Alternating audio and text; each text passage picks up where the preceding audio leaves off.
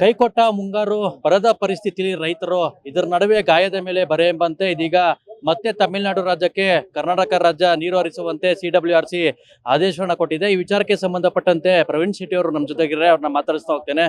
Sir, ಮತ್ತೆ ಇದೀಗ ತಮಿಳುನಾಡಿಗೆ ಏನು ಪ್ರತಿದಿನ 3,500 ಕ್ಯೂಸೆಕ್ ನೀರು ಬಿಡೋದಕ್ಕೆ CWRC ಆದೇಶ ಕೊಟ್ಟಿದೆ.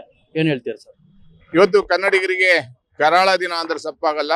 ಅಥವಾ ಕನ್ನಡಿಗರ ಮೇಲೆ ಮರಣ ಶಾಸನ ಪದೇ ಪದೇ ಏನು CWRC ಕಾವೇರಿ ನೀರಾವರಿ ನಿಯಂತ್ರಣ ಮಂಡಳಿ ಇವತ್ತು ನಮಗೆ ಬರೆದಿದೆ ಅಂದ್ರೆ ತಪ್ಪಾಗಲ್ಲ ಅನ್ಸುತ್ತೆ. ನಮ್ಮ ಡ್ಯಾಮ್ಗಳಲ್ಲೇ ನೀರಿಲ್ಲ, ಮಳೆ ಬರ್ತಾ ಇಲ್ಲ. ಇಂಥ ಸಂದರ್ಭದಲ್ಲಿ ವ್ಯವಸಾಯಕ್ಕೆ ತಮಿಳುನಾಡಿನವರು ನೀರನ್ನ ಬಿಡಿಸ್ಕೊಂತ ಇರೋದು, ನಾವು ಕುಡಿಲಿಕ್ಕೆ ನೀರನ್ನ ಕೇಳ್ತಾ ಇರುವಂತದ್ದು, ಇದು ತೀವ್ರ ಅನ್ಯಾಯ ಆಗುತ್ತೆ. ಆದ್ರಿಂದ ಈ ಕೂಡಲೇ ನೀರನ್ನ ನಿಲ್ಲಿಸಬೇಕು ಅನ್ನುವಂತ ಒತ್ತಾಯವನ್ನ ಮಾನ್ಯ ಮುಖ್ಯಮಂತ್ರಿಗಳಿಗೆ ಮಾಡ್ತಾ ಇದೀವಿ. ಒಂದು ಪಕ್ಷ ಮಾಡಿಲ್ಲ ಅಂದ್ರೆ ಕನ್ನಡ ಪರ ಹೋರಾಟಗಾರರು ಎಲ್ಲ ಒಟ್ಟಿಗೆ ಸೇರಿ, ರೈತ ಪರ ಹೋರಾಟಗಾರರು ಸೇರಿ ಕರ್ನಾಟಕ ಬಂದ್ಗೆ ಕರೆ ಕೊಡ್ಲಿಕ್ಕೆ ಯೋಚನೆಯನ್ನ ಮಾಡ್ತಾ ಇದೀವಿ. ಒಂದು ಲೆಕ್ಕದಲ್ಲಿ ತಮಿಳುನಾಡು ಹೇಳ್ತಿದೆ ಸರ್, ನಮಗ್ ಬೇಕಿರ್ತಕ್ಕಂಥ ಪಾಲು ಬಂದಿಲ್ಲ, ನಾವು ನಿರೀಕ್ಷಿತ ಏನು ಮಾಡಿದ್ವಿ ಇಷ್ಟು TMC ನೀರು ಬಂದಿಲ್ಲ, ಅದಕ್ಕೆ ನಾವು ಕರ್ನಾಟಕ ಜೊತೆ ಕೇಳ್ತಿದೀವಿ ಅನ್ನುವಂತ ವಾದವನ್ನ ಮಂಡನೆ ಮಾಡಿರುವಂತದ್ದು. ಮಳೆ ಬಂದವಾಗ ನೀರು ಹರಿದೋಗುತ್ತೆ, ಮಳೆ ಬಂದವಾಗ ಯಾರು ನಾವು ಅಡ್ಡಾಕೊಳಕ್ ಆಗಲ್ಲ. ನಮ್ಗೆ ಕುಡಿಲಿಕ್ಕೆ ನೀರು ಕೇಳ್ತಾ ಇರೋದು, ಅವ್ರು ವ್ಯವಸಾಯ ಕೇಳ್ತಾ ಇರೋದು. ನಮ್ಗೆ ನೀರು ಬೇಕಾಗಿದೆ. ನೀರು ಕುಡಿಲಿಕ್ಕೆ ಬೆಂಗಳೂರು ಜನ ಬದುಕಬೇಕಾದ್ರೆ ನೀರು ಬೇಕಾಗಿದೆ. ನಾವು ಒಕ್ಕೂಟದ ವ್ಯವಸ್ಥೆಯಲ್ಲಿ ಇದೀವಾ ಇಲ್ವಾ ಅನ್ನೋ ಪ್ರಶ್ನೆನ ನಾವು ಕೇಳಬೇಕಾಗತ್ತೆ. ಯಾವುದೋ ಒಂದು ನಿರ್ದಿಷ್ಟವಾದ ಅಳತೆಯನ್ನ ಮಾಡದೆ ಅಥವಾ ಎಲ್ಲಾ ಡ್ಯಾಮ್ಗಳಿಗೆ ಹೋಗ್ದೇನೆ ನೀರು ಬಿಡಿ ಅಂದ್ರೆ ಎಲ್ಲಿಂದ ಬಿಡಕ್ ಸಾಧ್ಯ? ನಮ್ಗೆ ನೀರು ಬೇಡ ಕುಡಿಲಿಕ್ಕೆ ಅನ್ನುವಂಥದ್ದು ನಮ್ಮ ಪ್ರಶ್ನೆ. ಆದ್ರಿಂದ ಯಾವುದೇ ಕಾರಣಕ್ಕೂ ಮುಖ್ಯಮಂತ್ರಿಗಳ ಮೇಲೆ ಒತ್ತಡವನ್ನ ಹಾಕ್ತಾ ಇದೀವಿ, ನೀರನ್ನ ಬಿಡಬಾರ್ದು ಅನ್ನುವಂಥ ಒತ್ತಡವನ್ನ ಏರ್ತಾ ಇದೀವಿ. ಮಂಡ್ಯ ಸೇರಿರ್ಬೋದು, ಮೈಸೂರು ಭಾಗದಲ್ಲಿ ಆಗಿರ್ಬೋದು, ಈಗಾಗಲೇ ರೈತರು ಪ್ರತಿಭಟನೆ ಮಾಡ್ತಿದ್ದಾರೆ ಸರ್. ಯಾವುದೇ ಕಾರಣಕ್ಕೂ ಕೂಡ ಒಂದು ಹನಿ ಕೂಡ ನೀರು ತಮಿಳುನಾಡಿಗೆ ಹೋಗಬಾರ್ದು ಅಂತ. ಆದ್ರೆ ಇದಾಗಲೇ ನೀರು ಹೋಗುವಂತ ಒಂದು ವ್ಯವಸ್ಥೆ ಆಗ್ತಿದೆ, ಸಾಕಷ್ಟು ಒಳ್ಳೆಯವರಿಗೂ ಕೂಡ ತಮಿಳುನಾಡಿಗೆ ಹೋಗ್ತಿದೆ.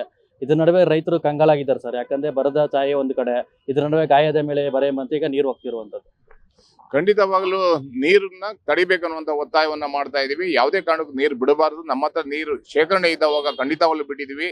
ತಮಿಳುನಾಡಿನವರು ಪದೇ ಕರ್ನಾಟಕದ ಮೇಲೆ ಕಾಲು ಕೆರೆದು ಜಗಳಕ್ಕೆ ಬರ್ತಾ ಇದ್ದಾರೆ. ಮೇಕೆದಾಟು ಯೋಜನೆಗೆ ಅವಕಾಶ ಕೊಟ್ಟಿಲ್ಲ.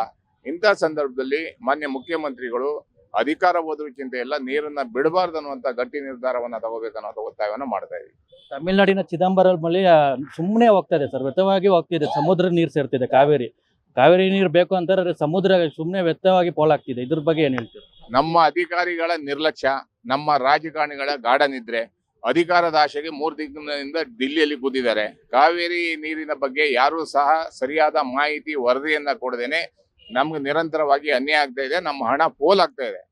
ಆದ್ರಿಂದ ಇದ್ರ ಬಗ್ಗೆ ಗಮನ ಹರಿಸಬೇಕನ್ನುವಂತ ಒತ್ತಾಯವನ್ನ ಮಾಡ್ತಾ ಇದ್ದೀವಿ. ಬರೀ ನೀರಲ್ಲ ಸರ್, ಮೇಕೆದಾಟು ಯೋಜನೆಗೂ ಕೂಡ ವಿಜಯ್ ಜೋಸೆಫ್ ಅವರು ಪತ್ರ ಬರೆದಿದ್ದಾರೆ. ತಮಿಳುನಾಡು ಮತ್ತು ಪುದುಚೇರಿ ಹಕ್ಕೊತ್ತಾಯ ಮಂಡನೆ ಮಾಡಿ ಕರ್ನಾಟಕ ಸರ್ಕಾರ ಏನಿದೆ, ಅದು ಮೇಕೆದಾಟು ಯೋಜನೆ ಆಗಿರ್ಬೋದು, ಬೇರೆ ಯೋಜನೆ ಆಗಿರ್ಬೋದು, ಇದಕ್ಕೆ ಕೇಂದ್ರ ಸರ್ಕಾರ ಅನುಮತಿ ಕೊಡಬೇಕು ಅನ್ನುವಂತ ಪತ್ರ ಬರೆದಿದ್ದಾರೆ ಪ್ರಧಾನಿ ಮೋದಿಗೆ. ವಿಜಯ್ ಸರ್ಕಾರಕ್ಕೆ ಮೊದಲನೇದಾಗಿ ಬೆಂಬಲ ಕೊಟ್ಟಿರುವಂತದ್ದೇ ಕಾಂಗ್ರೆಸ್. ಈ ಕೂಡಲೇ ನಮ್ಮ ನೀರನ್ನ ಕಬಳಿಸ್ತಾ ಇರುವಂತ ವಿಜಯ್ ಸರ್ಕಾರಕ್ಕೆ ಬೆಂಬಲವನ್ನ ವಾಪಸ್ ಪಡೆಯೋದ್ರ ಮುಖಾಂತರ ಅವರ ಸರ್ಕಾರವನ್ನ ಕೆಳೆಯುವ ಪ್ರಯತ್ನವನ್ನ ಮಾಡ್ಬೇಕನ್ನುವಂತ ಒತ್ತಾಯವನ್ನು ಸಹ ಮಾಡ್ತೀವಿ. ಇನ್ನೊಂದು ಪ್ರಮುಖವಾಗಿ 3ನೇ ತಾರೀಕು ವಿಜಯ್ ಜೋಸೆಫ್ ಅವರು ಬರ್ತಾರೆ ಅಂತ. 14 ವರ್ಷ ಆಗಿತ್ತು ಸರ್ ತಮಿಳುನಾಡು ಮುಖ್ಯಮಂತ್ರಿ ಕರ್ನಾಟಕ ಮುಖ್ಯಮಂತ್ರಿ ಭೇಟಿಯಾಗಿ. ಹಿಂದೆ ಜಗದೀಶ್ ಶೆಟ್ಟರು, ಜಯಲಲಿತಾ ಅವರು ಆಗಿದ್ರು, ಈಗ ಮತ್ತೆ ಜೋಸೆಫ್ DK ಶಿವಕುಮಾರ್ ಆಗ್ತಿದ್ದಾರೆ.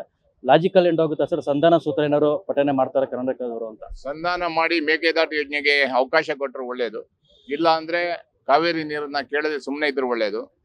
ಅದು ಬಿಟ್ಟು ನೀರು ಕೇಳಿದ್ರೆ ಮತ್ತೆ ಅದರ ವಿರುದ್ಧ ಇಡೀ ಕರ್ನಾಟಕ ಜನ ಒಟ್ಟಾಗಿ ಹೋರಾಟ ಮಾಡುವಂತ ಕಾಲ ಬರುತ್ತೆ. ಕೊನೆಯ ಪ್ರಶ್ನೆ, ಕರ್ನಾಟಕ ರಾಜ್ಯ ನೆಲ ಜಲ ಅನ್ನುವಂಥ ವಿಚಾರಕ್ಕೆ ಬಂದ್ರೆ ಎಲ್ಲಾ ಕ್ಷೇತ್ರದವರು ಕೂಡ ಹೋರಾಟ ಪ್ರದರ್ಶನ ಮಾಡಬೇಕು. ನಿಮ್ಮ ಹೋರಾಟ ಕೇವಲ ಅಂದ್ರೆ ಕರ್ನಾಟಕ ಪರ ಧ್ವನಿ ಎತ್ತೋರು ಮಾತ್ರ ಇಲ್ಲಿದ್ದೀರಾ, ಪ್ರತಿ ಕ್ಷೇತ್ರದವರು ಕೂಡ ಧ್ವನಿ ಎತ್ತಬೇಕು. ಅಂತವ್ರ ವಿರುದ್ಧ ಏನ್ ಹೇಳ್ತಾರೆ ಸರ್? ಕಾವೇರಿಗಾರರಿಗೆ ಇಡೀ ಕರ್ನಾಟಕ ಜನ ಒಟ್ಟಿಗಿದ್ದಾರೆ. ಯಾವತ್ತೂ ಸಹ ಕಾವೇರಿ ವಿಷಯದಲ್ಲಿ ಯಾರು ಸಹ ಬೇರೆ ಆಗಿಲ್ಲ. ಕನ್ನಡ ಅಂದವಾಗ, ಕರ್ನಾಟಕ ಅಂದವಾಗ, ಕಾವೇರಿ ಅಂದವಾಗ ರೈತ ಪರ ಸಂಘಟನೆಗಳು, ಜನಪರ ಸಂಘಟನೆಗಳು, ದಲಿತ ಪರ ಸಂಘಟನೆಗಳು, ಅಲ್ಲ ಸಾಮಾನ್ಯ ಜನರು ಎಲ್ಲರೂ ಒಟ್ಟಿಗೆ ಹೋರಾಟವನ್ನ ಮಾಡ್ತೀವಿ. ಹೋರಾಟವನ್ನ ಯಶಸ್ವಿ ಮಾಡ್ತೀವಿ, ನೀರನ್ನ ತಡೆಯುವಂತ ಕೆಲಸವನ್ನ ಮಾಡ್ತೀವಿ ಅನ್ನುವಂತ ನಂಬಿಕೆ ಇದೆ. ಇದಿಷ್ಟು ಏನು ಪ್ರವೀಣ್ ಶೆಟ್ಟಿ ಅವರೊಂದು ಮಾತಾಗಿತ್ತು. ಕಾವೇರಿ ವಿಚಾರವಾಗಿ ಬಂದ್ರೆ ನಾವೆಲ್ಲರೂ ಕೂಡ ಒಗ್ಗಟ್ಟಾಗಿ ಹೋರಾಟ ಮಾಡ್ತೇವೆ. ನೆಲ ಜಲ ಅನ್ನುವಂಥ ವಿಚಾರದಲ್ಲಿ ಯಾವುದೇ ರೀತಿಯ ಪಕ್ಷ ಭೇದ ಎನ್ನುವಂತ ಒಂದು ಮಾತುಗಳನ್ನ ಹೇಳ್ತಿರುವಂತದ್ದು. ಕ್ಯಾಮ್ರಾ ಪರ್ಸನ್ ರಾಘವೇಂದ್ರ ಜೊತೆ Abhishek, Karnataka news beat, Bengaluru. Karnataka news beat follow ಮಾಡಿ, ಸಬ್ಸ್ಕ್ರೈಬ್ ಮಾಡಿ.